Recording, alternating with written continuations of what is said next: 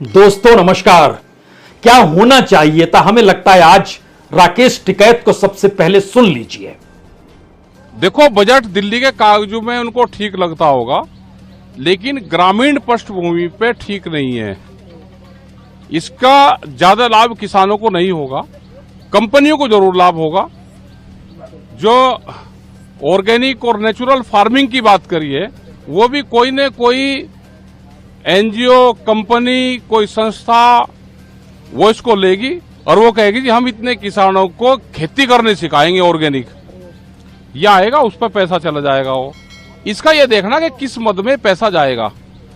Direct किसानों को लाभ देना है तो उसकी फसलों की कीमतें देनी पड़ेगी, उसके लिए प्रावधान करना पड़ेगा। आप उसको पानी फ्री दे दो तो सीधा लाभ किसानों को मिलेगा। आप उसको सस्ता फर्टिलाइजर दे दो, दवाइयां दे दो। क्या जितने इक्विपमेंट एग्रीकल्चर में लगते हैं उस पर जीएसटी नहीं है? आप उसको फ्री कर दो तो इक्विपमेंट कुछ सस्ते हो जाएंगे। हमने किसानी का जिक्र शुरू में ही इसलिए कर दिया क्योंकि सरकार का नजरिया आपको शुरू में ही साफ हो जाए। सरकार किसानों को लेकर कह रही है कि 6 करोड़ किसानों के लिए अब लैंड रजिस्ट्री होगी। 5 राज्यों में नए किसान क्रेडिट कार्ड जारी किए जाएंगे। वहां के उत्पादन को कैसे बढ़ाया जाए, जो 9 प्राथमिकताएं देश की वित्त मंत्री निर्मला सीतारमण ने अपने भाषण की शुरुआत के साथ की, उसमें पहले नंबर पर खेती में उत्पादकता को बढ़ाने को लेकर ही शब्द थे। लेकिन किसानों से जुड़ी हुई जो परिस्थितियां हैं, जो भी इक्विपमेंट हैं खेती को लेकर, उस पर लगा जीएसटी उनकी लागत को बढ़ा देता है। एमएसपी पर सत्ता राजी है नहीं। इस देश के भीतर में एफसीआई गोडाउन के जरिए कॉरपोरेट के वेयरहाउस तैयार हो चुके हैं। अब सवाल सिर्फ इतना है कि जो लैंड रजिस्ट्री और क्रेडिट कार्ड के जरिए सरकार आगे बढ़ना चाहती है, वह भी कॉरपोरेट के जरिए आगे बढ़ना चाहती है। तो कॉरपोरेट का एक रास्ता इसलिए खोल रहे हैं शुरू में ही क्योंकि इस देश के भीतर में 60% लोग अभी भी परोक्ष या अप्रोक्ष तौर पर खेती से जुड़े हैं। तो यहां से बात शुरू होती है उस बजट की कहानी की जो 2024 में सामने पेश किया गया, यह कहकर कि 2047 में भारत विकसित राष्ट्र हो जाएगा। उस विकसित राष्ट्र के भीतर किसान कितने बचेंगे या कितने किसान मजदूर में तब्दील हो जाएंगे, जिसकी शुरुआत अब होगी, यह पहला हिस्सा है उसका। अगला हिस्सा यह है कि इस देश के भीतर में न्यूनतम मजदूरी धीरे धीरे गायब हो जाएगी, क्योंकि बड़ी तादाद में एग्रीकल्चर के लोगों को अब इंडस्ट्रियल बेल्ट से जोड़ना है, क्योंकि सरकार की प्राथमिकता में मैन्युफैक्चरिंग सेक्टर और इंफ्रास्ट्रक्चर दूसरे और तीसरे नंबर पर है, और उसके बाद रोजगार का विकास और उसको आगे बढ़ाने की सोच भी है।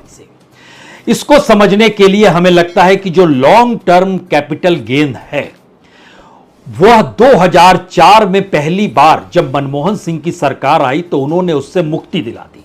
कहा इस पे एक भी पैसा टैक्स नहीं लगेगा। 2018 में इस टैक्स की वापसी हुई और लॉन्ग टर्म कैपिटल गेन पर टैक्स 10% लगाया गया, जो इस बार बढ़कर 12.5% हो गया। इसमें कुछ सेस भी जोड़ दीजिएगा तो यह लगभग आपको 14% के लगभग आकर खड़ा हो जाएगा।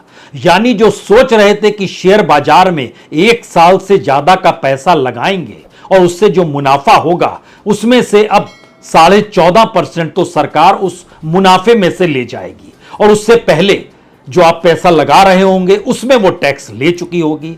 और टैक्स में कोई रियायत नहीं है, सिर्फ पत्ते फेंटने की तर्ज पर टैक्स को भी फेंटा गया है। हम उसे बताएंगे, लेकिन उससे पहले यह भी समझ लीजिए, जो लोग तुरंत फुरत पैसा लगाते हैं और शेयर बाजार से पैसा निकालते हैं, इसको हम लोग शॉर्ट टर्म के तौर पर देखते हैं। यह शॉर्ट टर्म अब 15% से बढ़कर 20% हो गया है, यानी यहां भी स्थिति आपकी नाजुक होने वाली।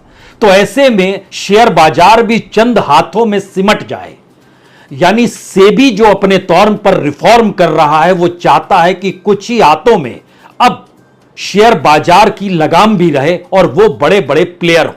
उन्हीं के आसरे पूरा देश खेल खेले, जैसे मौजूदा सरकार के हाथों 2 ही राज्यों को लाभ हुआ। वो 2 राज्य हैं आंध्र प्रदेश और बिहार। उसके बारे में एक फहरिस्त तो हमको लगता है बतानी चाहिए आपको, जिससे आप समझ पाएंगे कि बजट का मतलब अगर पूरा देश होता था तो इस बार 2 ही राज्य क्यों बचे, क्योंकि ये दोनों अगर निकल जाते हैं तो मोदी सरकार धड़धड़ा कर गिर जाएगी। तो इसीलिए जो मांगा सो दिया। 15,000 करोड़ का पैकेज दे दिया आंध्र को। पोलावरम सिंचाई परियोजना को पूरा करेंगे वादा कर दिया। विशाखापट्टनम चेन्नई औद्योगिक गलियारा बनाएंगे, इसकी गारंटी ले ली। कोपार्थी क्षेत्र में बुनियादी ढांचे पर जोर डाला जाएंगे, वो अलग से पैसा होगा। रायलसीमा, प्रकाशम और उत्तरी तटीय आंध्र के जो पिछड़े क्षेत्र है उसमें अनुदान सरकार देगी। और इसके साथ जिस राजधानी का सपना चंद्रबाबू नायडू ने देखा है अमरावती में, उसको पूरा करने, उसको और सुंदर बनाने के लिए भी पैसा अलग से दिया जाएगा। जोड़िएगा तो वो कितना जाएगा ये दूर की गोटी है, लेकिन शुरुआत में ही कहा जा रहा था समर्थन इसलिए 1 लाख करोड़ तो हमें चाहिए। कुछ किस्तों में चल जाएगा तो कुछ किस्तों के आश्रय चल जाएगा, लेकिन 1 लाख करोड़ रुपया आंध्र को चाहिए। दूसरी तरफ बिहार था। कल ही मना कर दिया गया कि आपको स्पेशल राज्य का दर्जा तो नहीं मिलेगा, लेकिन बिहार की इस बार लॉटरी खुल गई। और पता नहीं क्यों जब लॉटरी खुली तो उसके जन याद आने लगा 2015 का वो वादा, जब प्रधानमंत्री मोदी भाषण दे रहे थे आपको कितना दिया जाए, और उन्होंने जहां से शुरुआत की थी वो 50,000 करोड़ से शुरुआत की थी। और आज के बजट में 50,000 करोड़ से कुछ ज्यादा की रकम बिहार के हवाले की जा रही है। उस दौर का पैसा आज तक नहीं मिला है। इस दौर का योजनाएं कब पूरी होंगी ये दूर की गोटी है, लेकिन इसकी एक फहरिस्त हर के सामने होनी चाहिए। सड़क संपर्क परियोजना पर 26,000 करोड़ दिए जाएंगे। इसके मार्फत पटना पूर्णिया एक्सप्रेस बन जाएगा, बक्सर भागलपुर एक्सप्रेसवे बन जाएगा, बोध गया राजगीर वैशाली दरभंगा एक संपर्क परियोजना बनेगी। बक्सर में गंगा नदी पर 2 लेन वाला पुल बन जाएगा। पिपरैती में जो भागलपुर में आता है, यहां 2,400 किलोवाट मेगावाट की स्थापना होगी, पावर उसकी, उसमें 21,400 रुपए खर्च होंगे। नए एयरपोर्ट बन जाएंगे, बावजूद इसके पटना का एयरपोर्ट इस देश के भीतर में सबसे खस्ता है, बावजूद इसके नए एयरपोर्ट बनेंगे, मेडिकल कॉलेज बनेंगे, खेल कूद का इंफ्रास्ट्रक्चर होगा, नालंदा यूनिवर्सिटी और बेहतर होगी। जो भी निवेश होगा सरकार उसके लिए रास्ते खोलेगी। विकास बैंकों में भी मदद की जाएगी। नालंदा को पर्यटन विकास के तौर पर लिया जाएगा। काशी की तर्ज पर जो महाबोधि यानी गया है उसको में भी कॉरिडोर बनाएंगे। राजगीर को टूरिस्ट सेंटर बना देंगे। अमृतसर से कोलकाता तक जो इंडस्ट्रियल कॉरिडोर बनेगा उसका हेडक्वार्टर गया में होगा।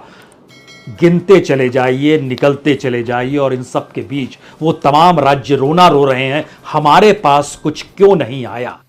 रोजगार और स्वरोजगार के अभूतपूर्व अवसर बढ़ ये हमारी सरकार की पहचान रही है। आज का बजट इसे और सुदृढ़ करता है। देश और दुनिया ने पीएलआई स्कीम की सफलता देखी है। अब इस बजट में सरकार ने एम्प्लॉयमेंट लिंक्ड इंसेंटिव स्कीम की घोषणा की है। इससे देश में करोड़ों करोड़ों नए रोजगार बनेंगे। अब प्रधानमंत्री जो भी कहें, शहर में बैठा हुआ परिवार तो तालियां बजाता है और यह मानकर चलता है कि बीजेपी उसके अनुकूल ही सारे काम करेगी। सब्सक्राइब कीजिए न्यूज रिएक्शन चैनल को और प्रेस कीजिए नोटिफिकेशन बेल को ताकि आप पास के लेटेस्ट न्यूज अपडेट्स सबसे पहले